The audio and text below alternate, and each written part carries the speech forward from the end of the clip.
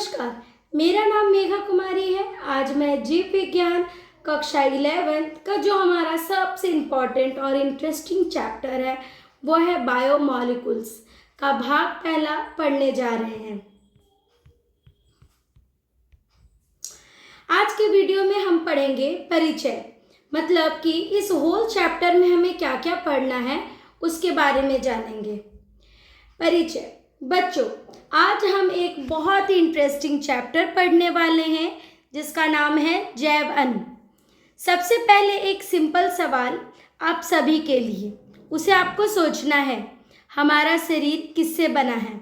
आप कहेंगे मांस, हड्डी, खून, ये सब, लेकिन असल में ये छोटे छोटे रासायनिक तत्वों मीन्स केमिकल एलिमेंट से बने होते हैं। ठीक है। सभी जीवित प्राणी रासायनिक तत्वों और यौगिकों से बने होते हैं।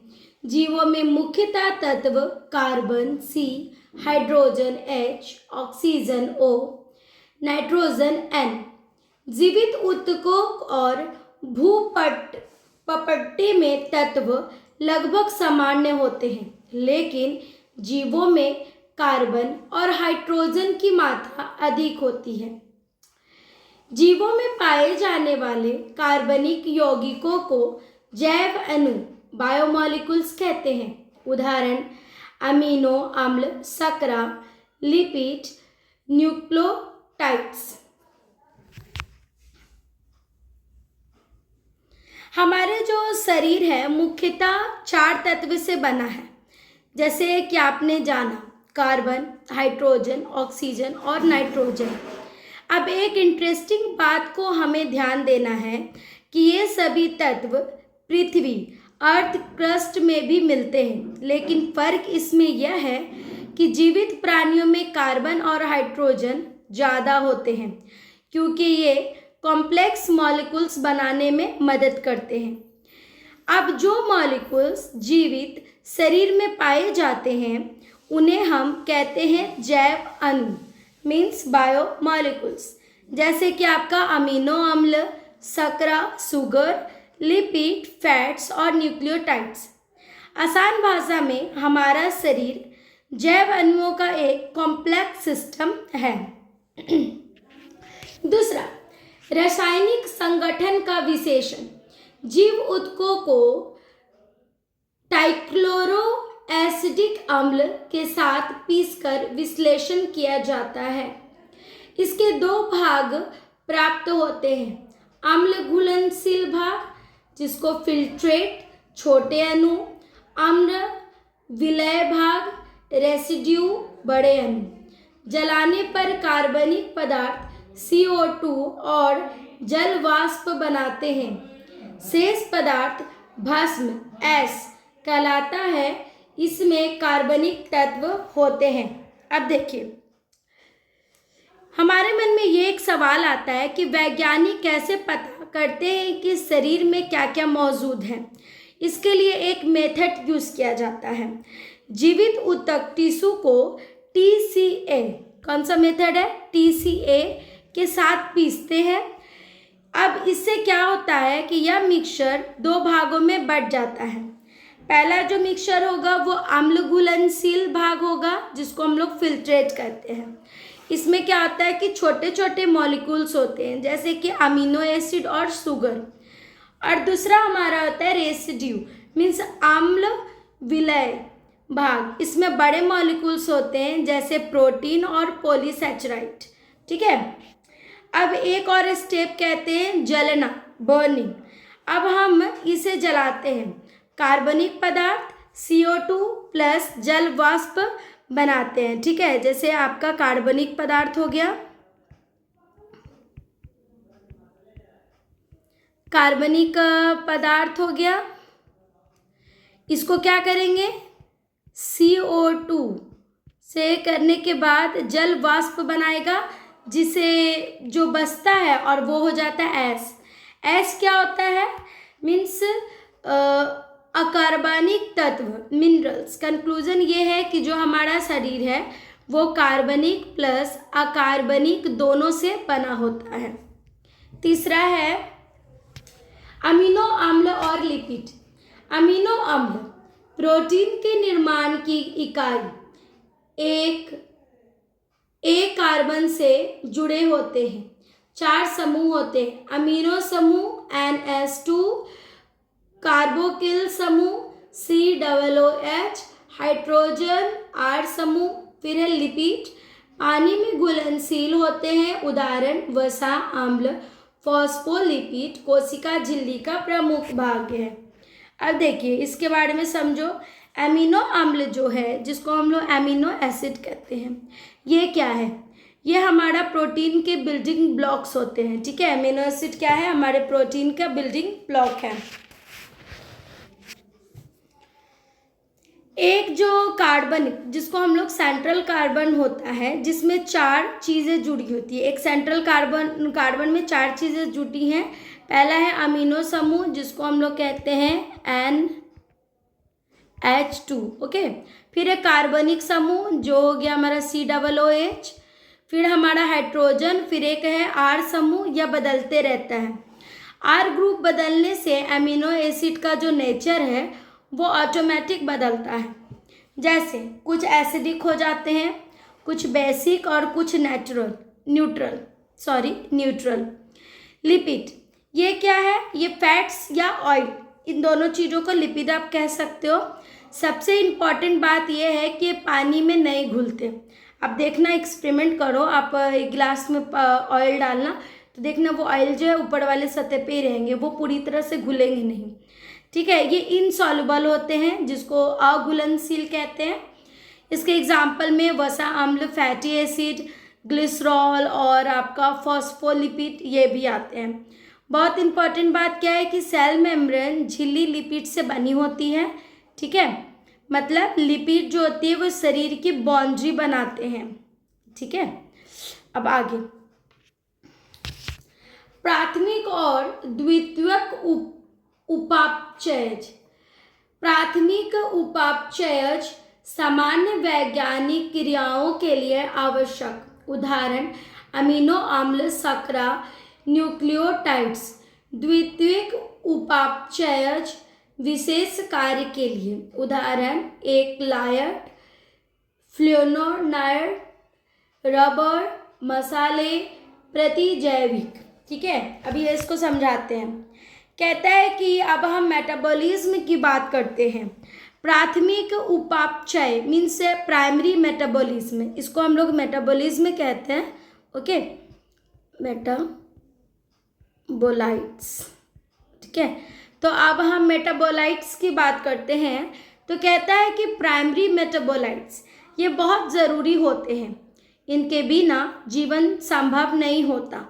एग्जाम्पल आपका एमिनो एसिड ले लो, सुक्रा, न्यूक्लियोटाइड्स, ये हर सेल से बनते हैं। ठीक है, ये हर सेल में बनेगा हमारा मेटाबोलाइट्स। फिर आपका आता है सेकेंडरी मेटाबोलाइट्स, ये ज़रूरी नहीं होते सर्वाइवल के लिए, लेकिन ये स्पेशल काम करते हैं। एग्जाम्पल में आप मेडिसिन के लिए फ्लोरोनाइड, रबर, मसाला, एंटीबायोटिक्स प्लांट में सबसे ज़्यादा पाए जाते हैं। एग्जाम्पल में आप नीम का ले लो, नीम में क्या होता है? एंटीबायोटिक होता है। हल्दी क्या होता है? ये मेडिसिनल के लिए इस्तेमाल किया जाता है। ठीक है, अब हमारा है माइक्रोमोलिक्यूल्स। ये क्या होते हैं? जिसको हम लोग वृहत जैव अणु कहते हैं। जीवों में 2 प्रकार के जैव अणु होते हैं। सूक्ष्म अणु, अणुभार 1000 डाल्टन से कम, उदाहरण अमीनो अम्ल, शर्करा। वृहत अणु, अणुभार 10,000 डाल्टन या अधिक, उदाहरण प्रोटीन, न्यूक्लिक अम्ल, पॉलीसैकेराइड। पानी जीवों में सबसे अधिक मात्रा में पाए जाने वाले पदार्थ होते हैं। बायोमोलिक्यूल्स के 2 प्रकार हैं बच्चों। पहला हमारा है सूक्ष्म अणु, जो कि बहुत छोटे आकार में होते हैं। इनके जो मॉलिक्यूलर वेट होते हैं वो 1000 से कम होते हैं। ठीक है, और एग्जाम्पल में आप ले लो अमीनो एसिड, शुगर को। और जो हमारा होता है वृहत अणु, जिसको हम लोग माइक्रोमोलिक्यूल्स कहते हैं, ये बहुत बड़े होते हैं। 1000 से ज़्यादा इनका वेट होता है। मॉलिक्यूलर वेट, ठीक है, 10,000 से ज़्यादा इनका मॉलिक्यूलर वेट होगा। एग्जाम्पल में आप प्रोटीन कह सकते हैं, न्यूक्लिक अम्ल, एसिड, पॉलीसेचराइड। अब सबसे इम्पॉर्टेंट बात ये है कि जो हमारा पानी है, शरीर में सबसे ज़्यादा मात्रा क्या क्या है, आप लोग को पता है कि हमारे बॉडी में सबसे ज़्यादा मात्रा क्या है, वो है पानी। लगभग 70% बॉडी में पानी है, ठीक है। इसलिए बिना पानी लाइफ बहुत इम्पॉसिबल है, मीन्स पॉसिबल नहीं है। ओके, स्लाइड 6 है हमारा है प्रोटीन। ये प्रोटीन क्या होता है उसके बारे में समझते हैं। प्रोटीन अमीनो अम्ल के बहुलक होते हैं।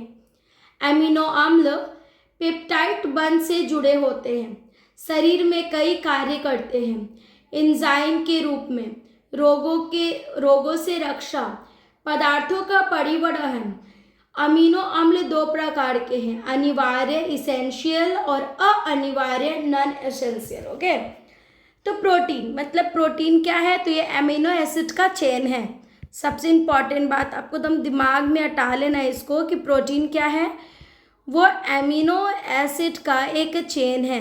ओके, ये जुड़ते हैं एक स्पेशल बॉन्ड से जिसको हम लोग पेप्टाइड बंध मीन्स पेप्टाइड बॉन्ड बोलते हैं। ये किससे जुड़ेंगे, पेप्टाइड बॉन्ड से।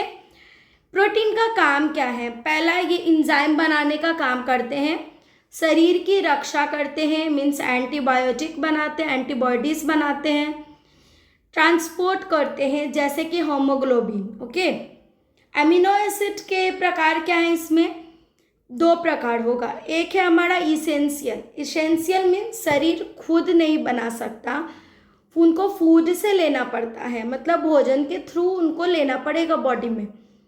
नॉन एसेंशियल मतलब शरीर खुद बना सकता है। तो हमारा कंक्लूजन क्या निकला कि प्रोटीन इक्वल टू बॉडी का वर्कर सिस्टम, ठीक है। तो प्रोटीन को हम इक्वल टू किससे भी कर सकते हैं, हमारे बॉडी का वर्कर। ओके, बॉडी का वर्कर सिस्टम भी कह सकते हैं, क्योंकि देखो वो कितना काम कर रहा है ना, एंजाइम बना रहा है, शरीर की रक्षा कर रहा है, ट्रांसपोर्ट करने में मदद कर रहा है, तो इसलिए अभी है पॉलीसेक्राइड और न्यूक्लिक अम्ल के बारे में।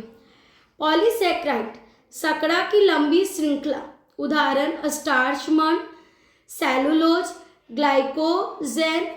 न्यूक्लिक अम्ल आनुवांशिक पदार्थ 2 प्रकार के होंगे, डीएनए, आरएनए, न्यूक्लियोटाइड से बने होते हैं। तो लास्ट हमारी टॉपिक है उसको समझते हैं, पॉलीसेक्राइड्स। जो पॉलीसेक्राइड्स होते हैं ये क्या होते हैं, ये बहुत सारी शुगर मॉलिक्यूल्स की चेन होंगे, ठीक है। किसका चेन होगा, शुगर मॉलिक्यूल्स का। एग्जाम्पल में आप स्टार्च ले लो जो कि प्लांट्स में स्टोरेज का काम करता है, ग्लाइकोज ले लो जो कि एनिमल्स में स्टोरेज का काम करेगा, सेलुलोज जो कि प्लांट सेल वॉल में स्टोरेज का, प्लांट सेल वॉल होगा जिसमें स्टोर रहता है सेलुलोज। न्यूक्लिक अम्ल क्या है, जिसको हम लोग न्यूक्लिक एसिड कहते हैं। ये बहुत इंपॉर्टेंट होते हैं, क्यों होते हैं, क्योंकि ये जेनेटिक इन्फॉर्मेशन रखते हैं अपने पास। अब आपको तो पता ही होगा कि हमारा जेनेटिक इन्फॉर्मेशन क्या होगा, जो आप सोच रहे हैं वो सही है, डीएनए एंड आरएनए। ये बने होते हैं न्यूक्लियोटाइड से, पता है ना, डीएनए आरएनए किससे बने होंगे, न्यूक्लियोटाइड से बने होंगे। आसान भाषा में आप कह सकते हैं कि डीएनए हमारा बॉडी का ब्लूप्रिंट है ना, बॉडी का क्या है ये, ब्लूप्रिंट। डीएनए हमारा बॉडी का ब्लूप्रिंट है। अब लास्ट में क्या है, प्रोटीन संरचना और एंजाइम।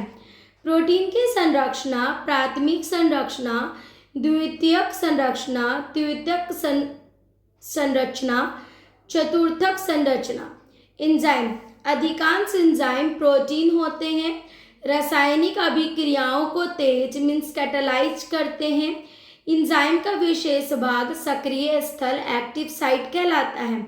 उदाहरण कार्बनिक एनहाइड्रोज, ठीक है। आप समझिए कि प्रोटीन के जो स्ट्रक्चर के सतह पर आपका एक प्राइमरी में सिंपल चेन होगा, सेकेंडरी में फोल्डिंग और टर्शियरी में 3D शेप और क्वांटेनरी में मल्टीपल चेन।